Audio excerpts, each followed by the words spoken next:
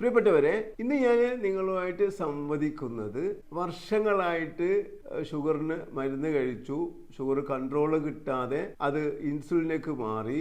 Insulin രാത്രി 30ഉം രാവിലെ 32ഉം എടുത്തിട്ടും 300ന്റെ മേലെയൊക്കെ ഷുഗർ ചിലപ്പോൾ മാത്രം കുറയുന്ന അവസ്ഥയിൽ നിന്ന് മാറി പ്രത്യേക ഡയറ്റ് ശീലിച്ചതോടുകൂടി, ഇന്റർമീഡിയറ്റ് ഫാസ്റ്റിങ്ങും പ്രത്യേക ഡയറ്റും ശീലിച്ചതോടുകൂടി ഇൻസുലിൻ വളരെ അധികം കുറച്ചിട്ടും 24, 28 എന്ന രൂപത്തിലും പിന്നീട് ഷുഗർ വല്ലാതെ ഡൗൺ ആവും, വീണ്ടും ഇൻസുലിൻ്റെ അളവ് കുറച്ചിട്ട് പോലും ശരീരത്തിന് ഉള്ള ക്ഷീണവും പ്രശ്നങ്ങളും എല്ലാം കുറഞ്ഞതോടുകൂടി തന്നെ ഇൻസുലിൻ നോർമൽ ആവുന്ന ഒരവസ്ഥ. ഈ ഒരവസ്ഥ കിട്ടിയപ്പോൾ അവരെ അറിയിച്ചിരിക്കുന്ന സന്തോഷം നിങ്ങളൊക്കെ ആയിട്ട് പങ്കിടാനാണ് ഞാൻ ഈ രൂപത്തിൽ നിങ്ങളുടെ മുമ്പിൽ വന്നിരിക്കുന്നത്.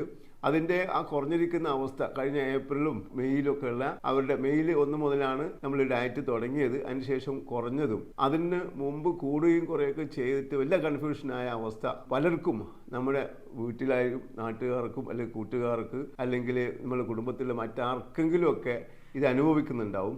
അവർക്ക് ഈ ഡയറ്റ് ശീലിക്കുകയാണെങ്കിൽ വളരെയധികം ഉപകാരപ്രദമായിരിക്കും. മാത്രമല്ല, ഇവർക്ക് ഇതിൻ്റെ കൂടെ തന്നെ നടുവേദന, മുട്ടുവേദന, ഡീജനറേറ്റീവ് ഡിസീസ് ഒക്കെ ഒരുപാട് പ്രശ്നങ്ങളുണ്ടായിരുന്നു.